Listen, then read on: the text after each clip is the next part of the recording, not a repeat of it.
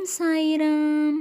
என் அழகு செல்வமே, என் செல்ல குழந்தையை காண உன் சாயப்பா வந்துள்ளேன். என்னிடம் சற்று பேசிவிட்டு செல். என் குழந்தையே, நீ ஒருவருக்கு சரியான நேரத்தில் செய்யும் உதவியானது இந்த உலகை விட பெரியது.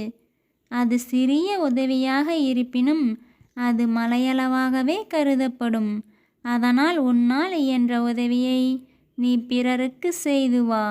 நிச்சயம் உனக்கு நல்லதே நடக்கும்.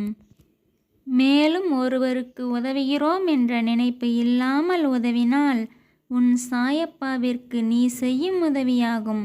அதுவே பேரானந்தமும் ஆகும். நான் கூறியது உனக்கு புரிந்திருக்கும் என்று நம்புகிறேன். உன் சாயப்பா என்றும் உனக்கு துணையாக இருப்பேன் என் செல்வமே. நீ எதிர்பார்த்த வேலையானது உனக்கு விரைவில் கிடைக்கப் போகிறது. மகிழ்ச்சியுடன் காத்திரு, நல்லதே நடக்கும். உன் வாழ்வில் விரைவில் ஓர் அதிசயம் நிகழப்போகிறது. உன் சாயப்பா அந்த அதிசயத்தை நிகழ்த்தப் போகிறேன். ஆதலால் நீ தயாராக இரு. உன் பிரச்சனைகளை கண்டு கவலை கொள்ளாதே. இறுதி நொடிகளில் கூட அற்புதம் நிகழும். நீ எதிர்பார்க்காத தருணத்தில் நீ எதிர்பார்த்த அதிசயம் நிகழப்போகிறது. இன்னும் 3 வாரத்திற்குள் உன் கடன் பிரச்சனைகள் சிறிது சிறிதாக குறையப் போகிறது. என் சொற்களின் மீது முழுமையாக நம்பிக்கை வைத்து செயல்படு. நல்ல சிந்தனைகளை சொல்லில் வெளிப்படுத்துபவர்களை விட செயலில் வெளிப்படுத்துபவர்களே வாழ்வில் உயர்ந்து நிற்பார்கள். ஆதலால் நீயும் செயலில் வெளிப்படுத்து. தொலைந்ததை தேடாதே, இருப்பதும் தொலைந்துவிடும்.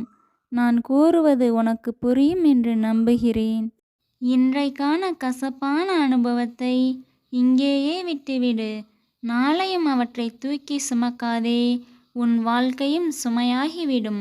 புன்னகை என்ற முகவரி உன்னிடம் இருந்தால் நண்பர்கள் என்ற கடிதம் வந்து கொண்டே இருக்கும்.